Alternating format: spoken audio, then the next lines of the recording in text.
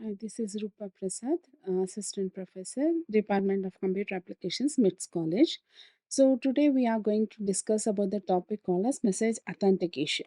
Okay, first we see the contents of this one. So here we are going to give an introduction about a message authentication.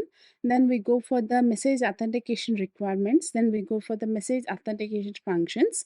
And there are three functions are there: hash function, message encryption, and message authentication code that we are going to discuss in detail. In hash function, we are going to discuss about what is a hash function, and we are going to discuss about the security requirements of hash functions.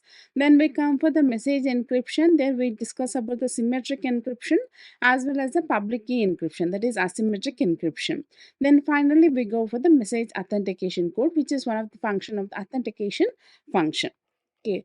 So first we come for the introduction, that is basic concept. So what is this message authentication? So message authentication is nothing but it is a mechanism. So it is a mechanism or service used to verify the integrity of the message. Okay, so every authentication is one of the aspect of the security. It is one of the security aspect. Authentication is nothing but verifying the identity. That is called as an authentication. So what this message authentication means? It is a service. It is a service that is used to verify the integrity of the message. Integrity of the message. Not only the integrity, it also assures that the data received are exactly as sent by.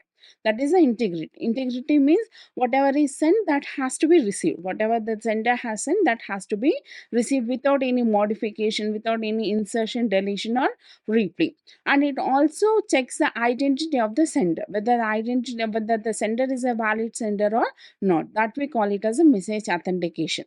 So this message authentication is a mechanism, or we can also call it as a service used to verify the integrity of the message. Integrity means the message should be as same as it is sent. Okay, that is without any modification, insertion, or deletion. And we are going to check the identity of the sender. That is, the identity of the sender is valid. That we call it as a message authentication. And coming to this requirements of this authentication, what are requirements means? So message authentication is essentially what for it is used means, what for it, this service is meant means for ensuring the integrity, and authenticity of the message. Okay, so what the integrity specifies, it verifies that the message has not been altered and confirms the sender identity. So confirming the sender identity is nothing but the authenticity. Okay, so this message authentication is a service which is essentially used for ensuring the integrity, that means the message has not been altered, and authenticity of the message, that is confirms the sender identity. For this purpose, we require we must have some requirements. So these are the primary requirements. So first, this message authentication is ensuring the integrity. That means we must have the integrity requirement. So what is this integrity? Integrity means ensures that the message has not been altered during the transmission. Okay, sender is sending the message to the receiver. So what this integrity means, what the sender has sent, that has to be received by the receiver. That means whatever the sender is going to send, that only has to be received by the receiver. Okay, this message has not been altered during the transmission. During the transmission, the message should not be altered. Okay, any modification intentionally or accidentally cannot be happened. That means that if it is happened, we have to detect that. We call it as integrity, and this is one of the primary requirement for the message authentication. And next important requirement is authenticity.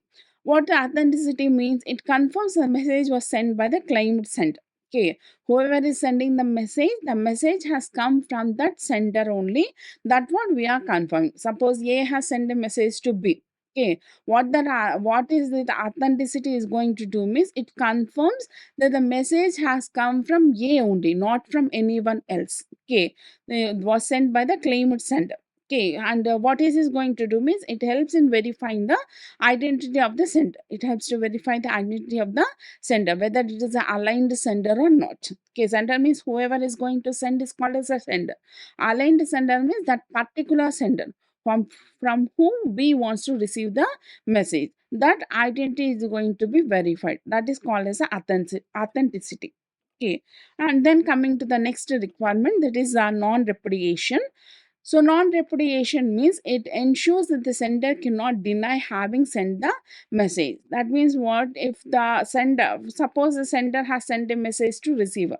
Suppose A has sent a message to B. After that, A has denied that he has sent the message. In that situation, we must be able to prove that the message has come from A only. That we call it as non-repudiation. Okay, that is also one of the requirement for the message authentication.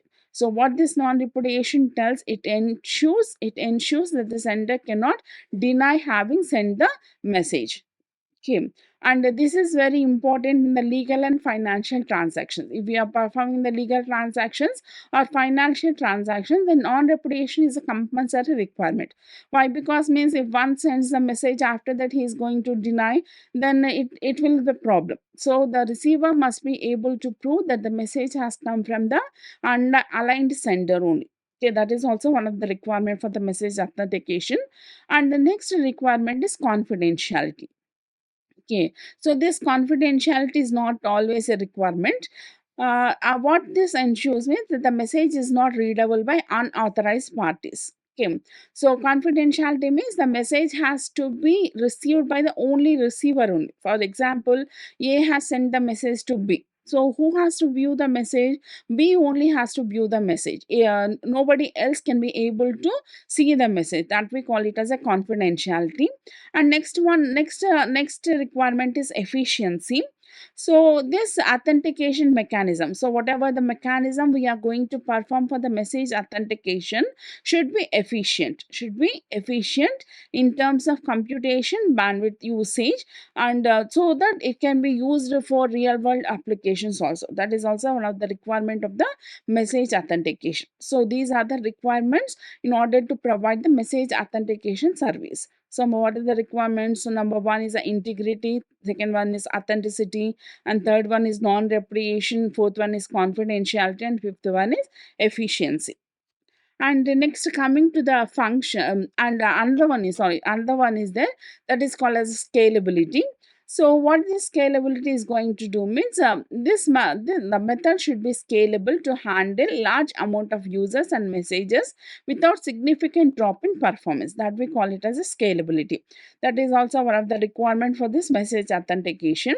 And how we can achieve these requirements means by employing various techniques. And those techniques are the hash functions, message authentication code, and digital signature that we are going to discuss in the next slides.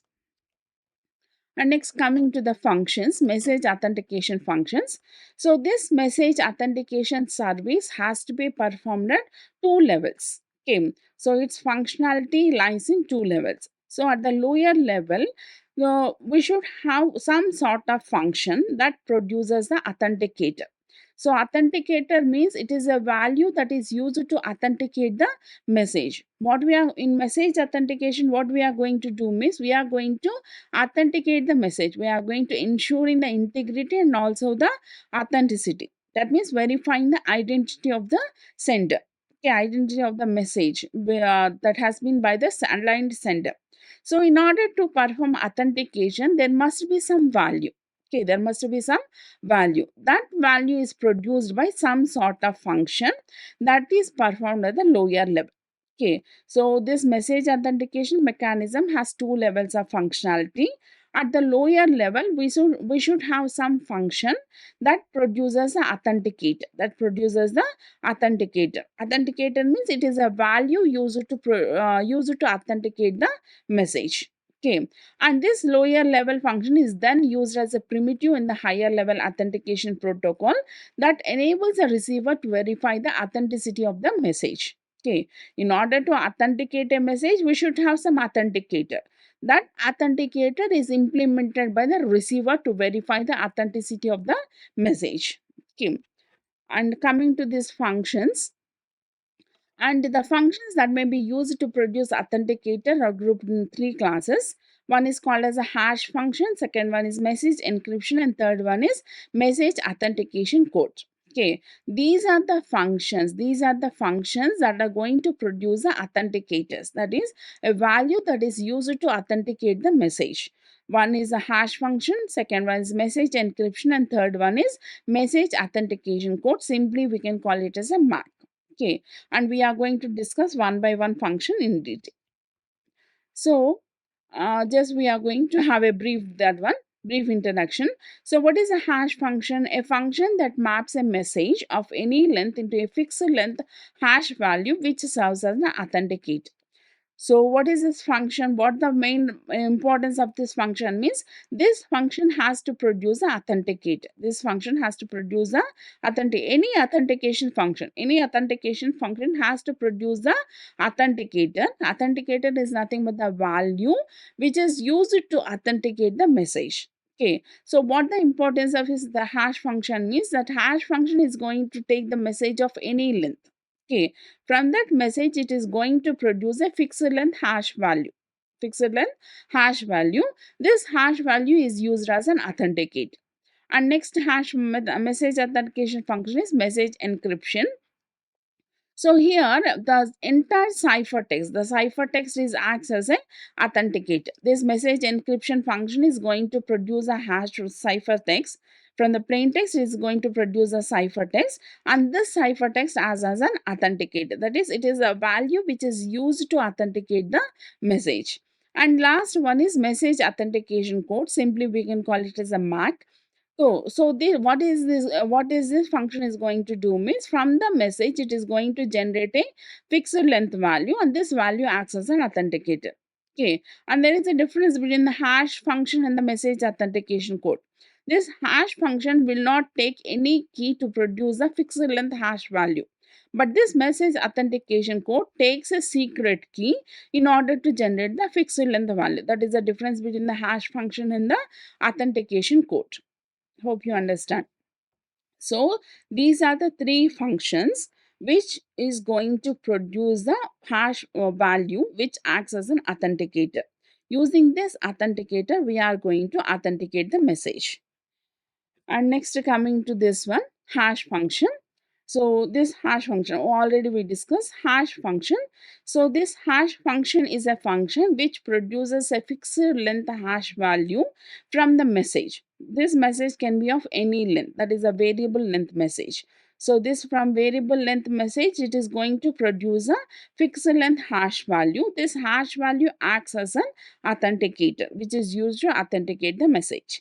A hash function h, this is a hash function which accepts a variable length block of data. It is going to accept the variable length block of data, and it produces a fixed length hash value. Fixed length hash value. Okay, so we call this as a good hash function because why? Because means it is going to take larger set of inputs in order to produce the outputs that are evenly distributed and apparently random. And this main principal object of this hash function is data integrity. Okay, this hash function is mainly used to provide the integrity of the data, to ensure the integrity of the data. Integrity means whatever the sender has sent, that has to be received by the receiver. Okay, that we call it as integrity, and this integrity is ensured by hash function. So what this hash function is going to do means it is going to produce a hash value. From the message, it is going to produce a hash value. If there is any change in the message, during the transmission, the hash code will automatically change. Okay, if there is a change in the hash code from the sender to receiver, then we can say there is no integrity of the data. So that can be achieved by using this hash function. So this type of hash function where we are going to needed for the security applications is also called as cryptographic hash function. The hash function which is going to ensure the data integrity is called as a cryptographic hash function. And this cryptographic hash function is an algorithm for which it is computationally infeasible to find a data object that maps to pre-specified hash result and two data objects that map the same hash result. Okay, this we are going to discuss in detail. So there are some security requirements for this cryptographic hash function.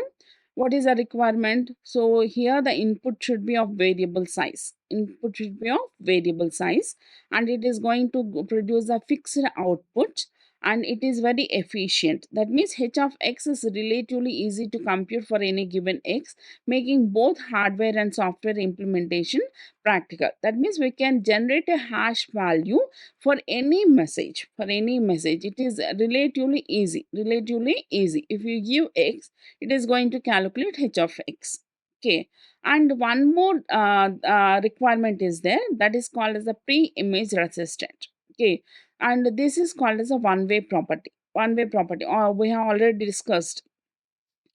Hope you remember in principles of public key crypto system, we have discussed about the one-way function. That is, here it is also implemented. One-way property. One-way property means what? For any given hash value, it is computationally impossible to find any input x such that h of x is equal to h. Okay. Suppose if a message is given, we can able to calculate the hash value. We can able to calculate the hash value.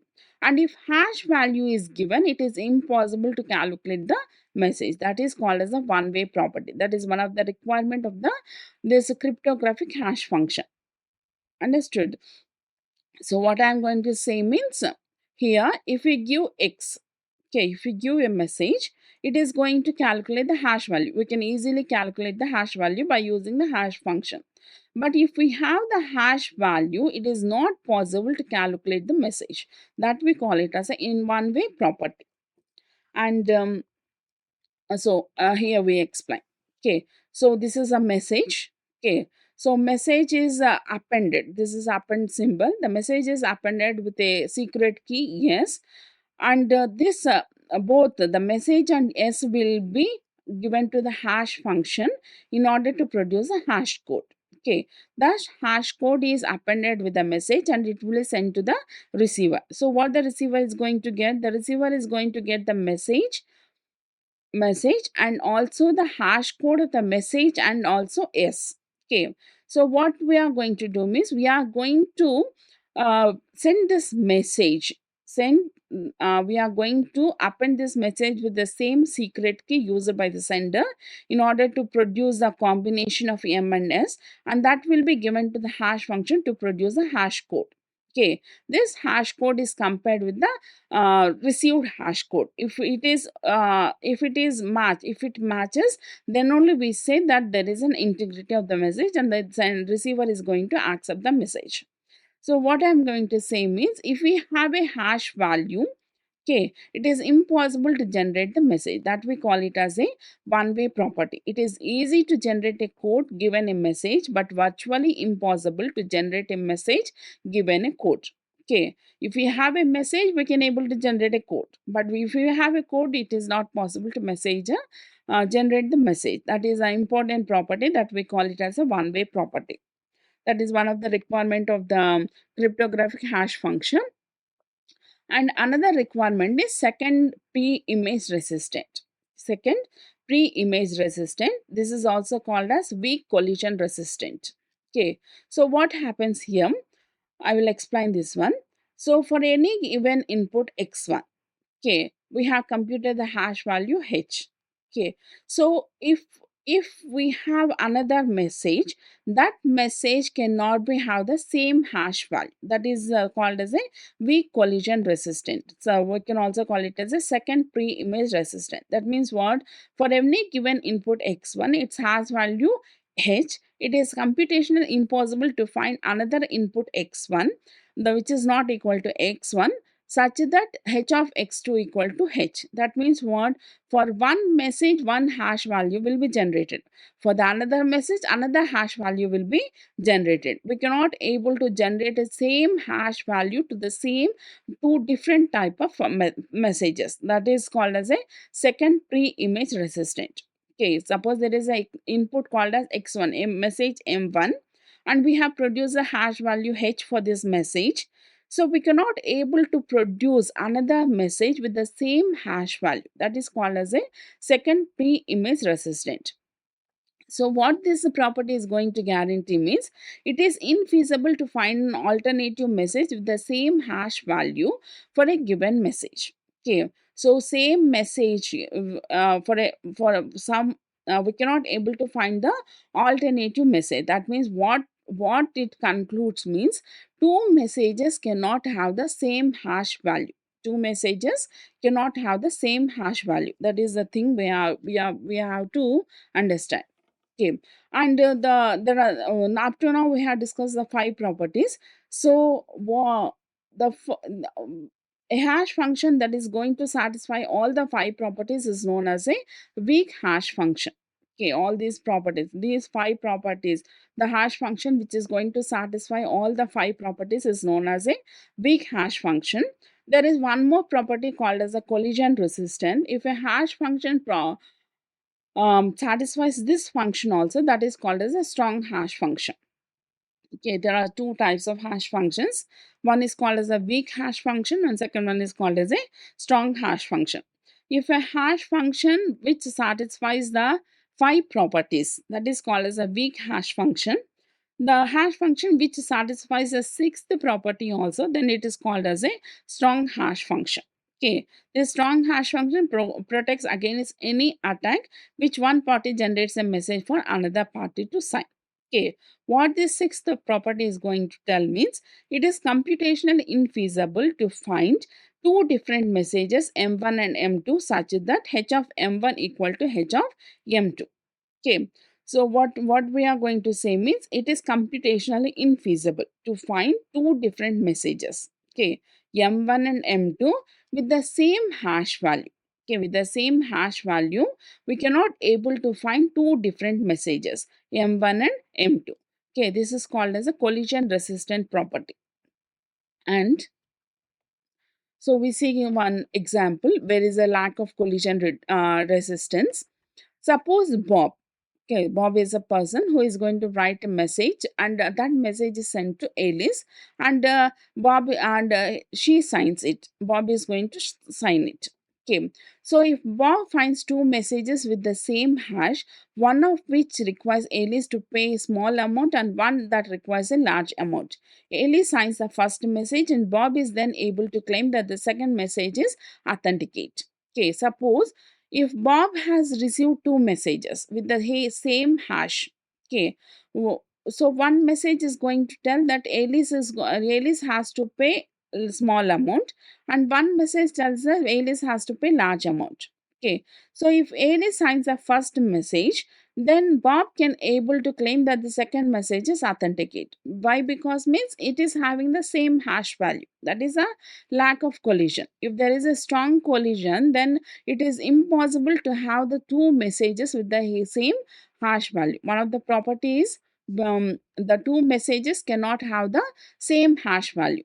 For per message, the hash value is different. Okay, if we don't implement this property, then what happens?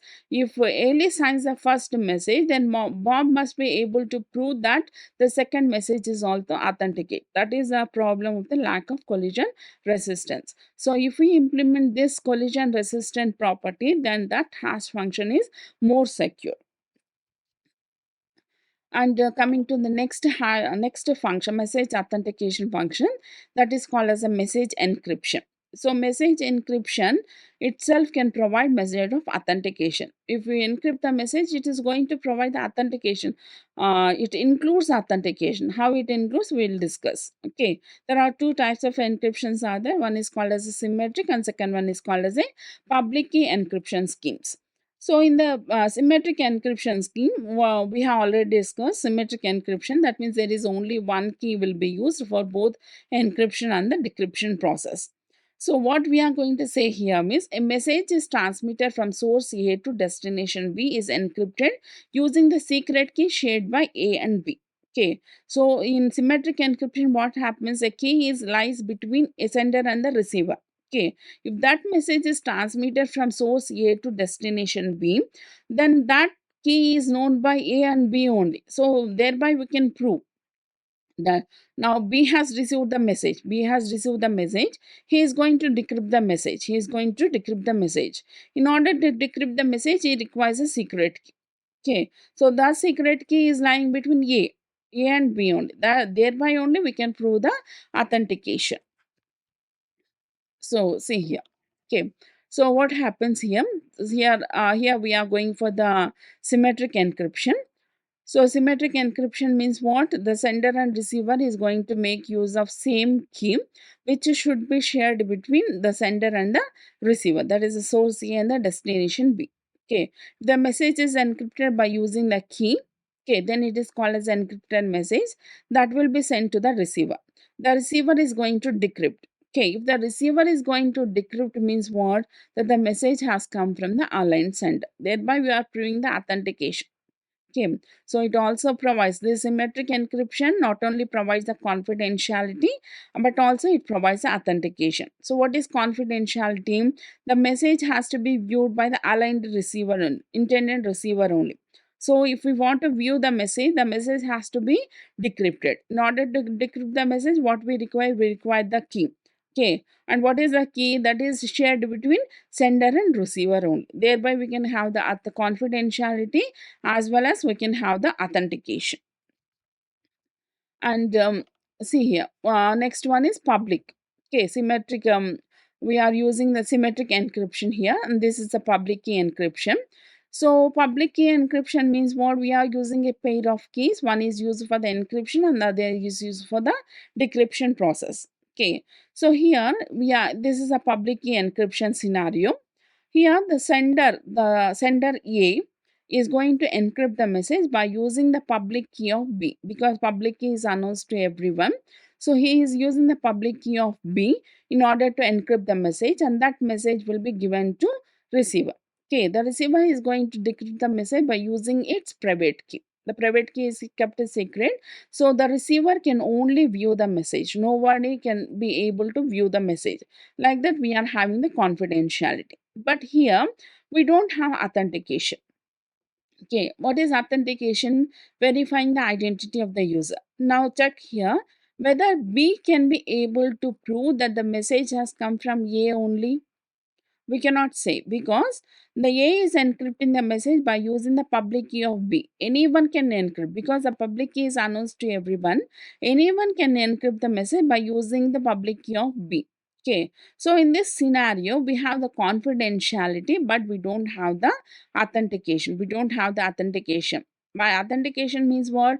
B must be able to know. B must verify the identity of the sender. We must know that the message has come from A. Here there is no proof that message has come from A only. Okay, C can also send, D can also send, because public key is announced to everyone. Anyone can take the public key of B and they can encrypt the message, and the message can be sent to B. Okay, that message is not viewed by anyone because that message is decrypted by using the private key of B, which is kept to B, which is kept with B itself. So in this scenario, we can have the confidentiality, but there is no authentication.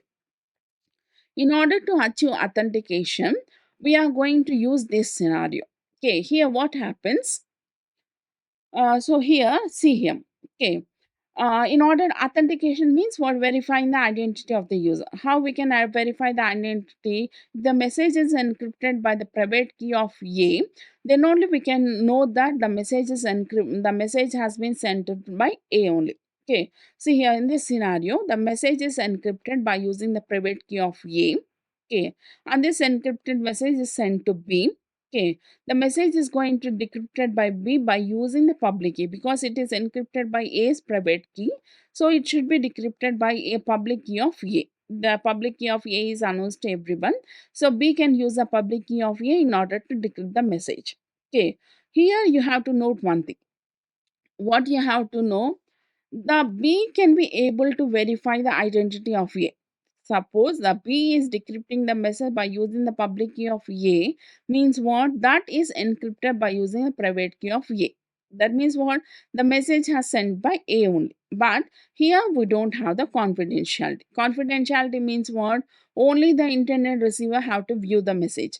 Public key is announced to everyone. So anyone can view the message. If we know that the message is coming from A, okay, then C can open the message and he can view the message. So there is no confidentiality. In this scenario, we are having only authentication. Okay, in order to implement this authentic, that is nothing but the signature. Here, A is signing. How he is signing? By using the its private key. By using its private key, because private key is kept with A only. So by encrypting the message by using the private key, it is going to sign. Okay.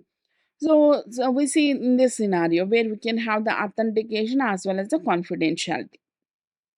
So first the message is encrypted by using the private key of A. Okay, so this is an encrypted message. This encrypted message is again encrypted.